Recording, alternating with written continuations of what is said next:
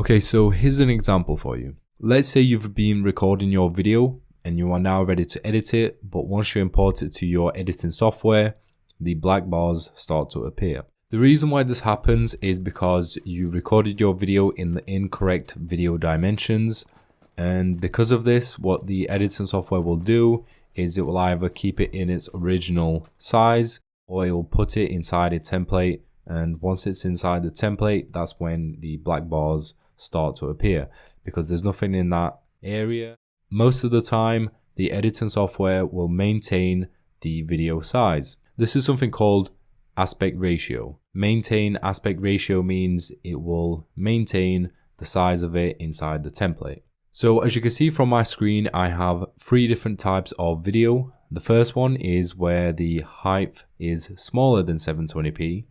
The second one is higher than 720p, and the very last one is much higher than both of these combined. The first thing we're going to do is we're going to import our video. When you look at it, you will think that there is no problem with this. We can edit it, render it, and upload it to YouTube. If we go to the video project properties and then we look at it, you will see that it is 1280 times 620.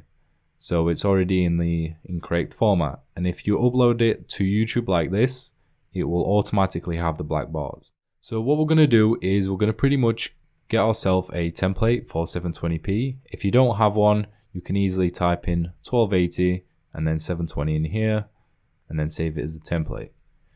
But if you already have one, then you can select your template, press apply, and there we go. This is what the video actually looks like. So the first way is really quick and easy. This one, you pretty much want to left click on the video track. You want to right click, go down to properties, and you want to untick the tick box that says maintain aspect ratio. Once we've done that, it will pretty much stretch the video to the screen. Now, like I mentioned before, it's not going to look as good and it's going to give it that stretched look. You can also go to the event/crop and you can adjust it by going in here. If you wanted to, you can hold Control and then that will just let you do this, where you can adjust it even more. So if we zoom it in like so, we could try to make it look more normal. Once again, we want to set ourselves a template. So if you go up here, this one is actually 1080p, so I'm going to go with 1080p, but I'm going to change the frame rate to 30, apply. And once again, the black bars have now appeared and they are there because the video cannot be stretched to screen. Now we can do the same as last time. We can go into the properties and untick this one, but like I said before, it just doesn't look as great and it gives it that stretched look.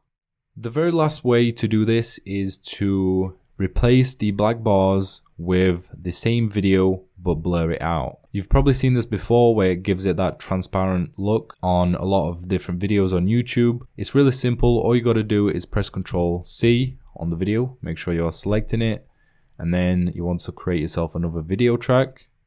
You want to press Ctrl+V. The first thing you want to do with the bottom one is you want to untick the aspect ratio. Go to video effects and grab yourself a Gaussian blur. You can either go with soft, extreme, medium, whichever one you prefer, but as you can see, it is now blurred out. Normally you can get away with using soften. This one is quite good. It makes it look a lot better. So if we preview this video now, you can see it's the same video in the back playing with this one, but it's blurred out and it almost makes it invisible. It's really hard to tell the difference. It makes your eyes focus on the actual video itself rather than the black bars. If you have a video suggestion, let me know in the comments below, but I will see you all in my next video. Bye.